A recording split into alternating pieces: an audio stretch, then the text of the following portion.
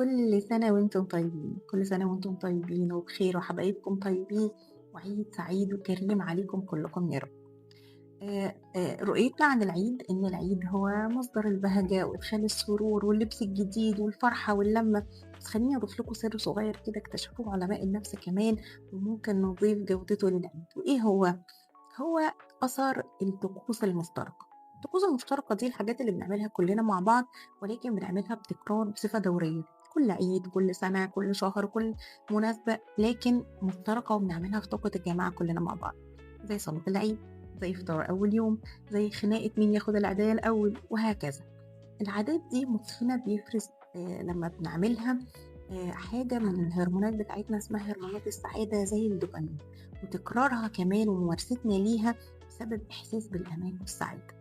تخيل كده إن أنت تبقى بتعمل حاجة بتفرحك وكمان بتحسسك بالأمان أنت واللي حواليك. عشان كده تمسكوا بالعادات دي واعملوها بكل حب، وتمسكوا بتفاصيل العيد في كل أركانه وفي كل علاقاتهم. ده هيحافظ على جودة العلاقات أكتر، وهيحافظ كمان على وجود إحساس بالسعادة والأمان. شاركوني في التعليقات وقولوا لي إيه من العادة أو إيه من الطقس اللي أنتم بتعملوها كل عيد وملتزمين عليها. كل سنة وأنتم طيبين وعيدكم كريم يا رب.